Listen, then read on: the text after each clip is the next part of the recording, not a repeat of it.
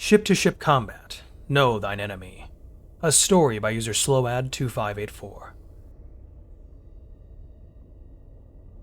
Contact, sir, plotting now.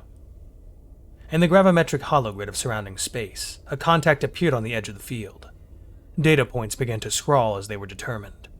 Speed, mass, acceleration, the typical metrics. What? Who would dare? We have seized and proclaimed this asteroid mine by right of might as our looted claim, protected and defended with lethal force per our acquisition charter. Don't they know we will attack? Send a challenge. Try to identify these interlopers.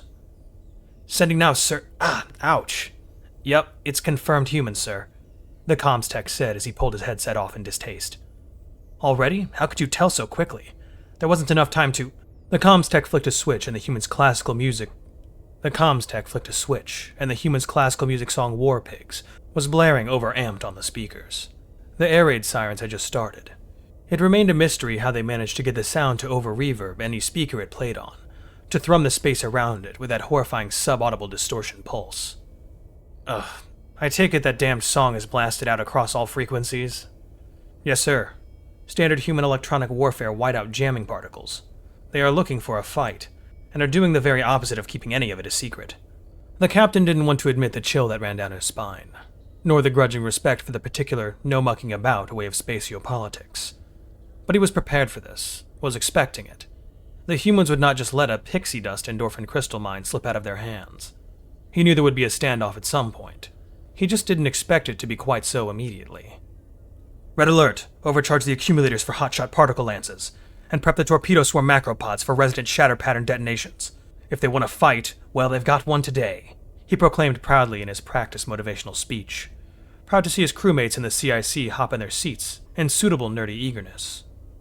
And silence that damn music. Copy that, sir, and we'll try with the music, sir.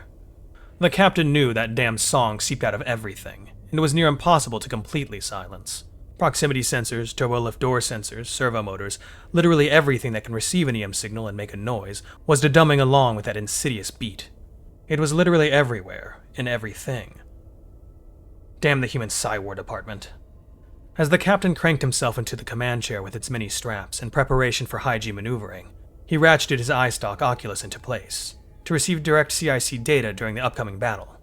Do we have a visual yet? Have we scanned for any of those damned limpet creepers? Scans are clear for the stealth limpet drones. Visuals just rendering in now.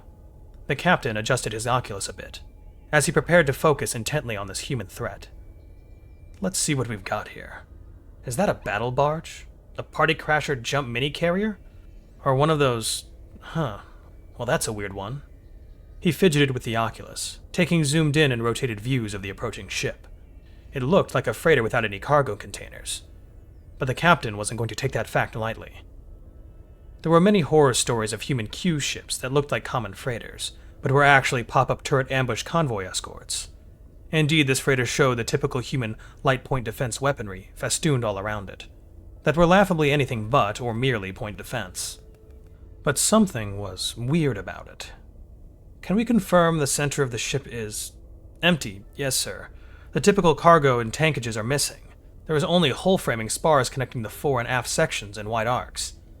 I don't get it either, sir. It's right in the center of its mass, just empty space? It's got to be ponderous to maneuver around like that. It must be constantly off balance.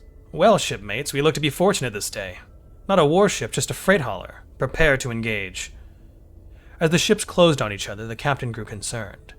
Something was nagging at the back of his mind, but he couldn't place it. Is the human ship still on intercept? Yes, sir, moving directly towards us. Steady vector. Ha! The captain must be new at this. Such an easy target. Ready the spinal railguns. And fire! On its way. The captain winced as he noticed the railguns didn't fire simultaneously, but rather with that damnable da-dum of the human song. Did it get into that as well? The captain checked the scanners, looking for the explosion. Nothing. Miss, sir. No joy. How could they have missed? The large ship was sliding directly towards them, full broadside presented, and it wasn't evading. Crap luck, then. Torpedoes in range. Full salvo. Fire! The cloud of really nasty torpedoes sped away. Those self-guided torpedoes never missed, fully capable of turning around and attacking again if they ever missed, which was rarely. He eagerly awaited the fireball that was enough to wipe out a tanking battleship, but nothing happened. No fireball. They should have struck by now. What by the purple bazaar is going on over there? Is it a fake? An illusion? The ship was rocked by a flail chain. A piece of heavy shipping chain had struck the ship at considerable velocity, ripping a wavy, jagged hole into the hangar decks. He imagined it was a real horror story down there. All the attack and bomber drones, repair waldos, mining and hauling minicraft in ruins. So no, not an illusion. Good thing it was unmanned during a red alert.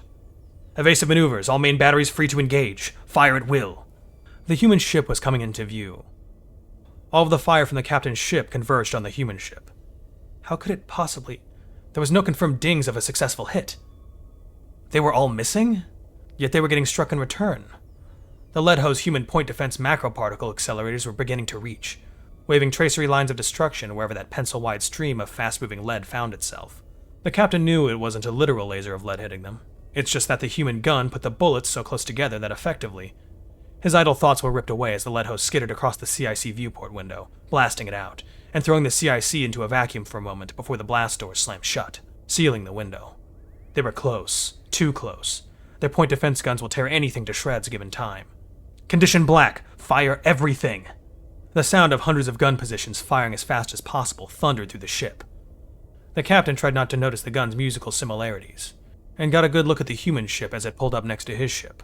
Point-blank range, and the captain finally saw the empty hole in the center of the ship. The empty, calculated center of mass of the entire structure, of course. All of the fire was aimed to shoot directly through it. The torpedoes were circling still, repeatedly threading through the large open gap in their eager fury. How could they have been so stupid? The captain scrambled in desperation with the ship's system controls, as he heard the distinctive sound of breacher charges in the decks below him. Override. Override?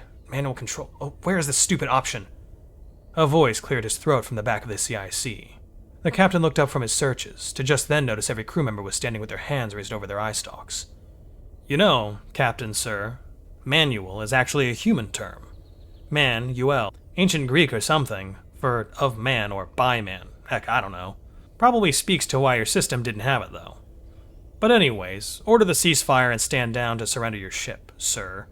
Before this gets ugly, and somebody might actually get hurt.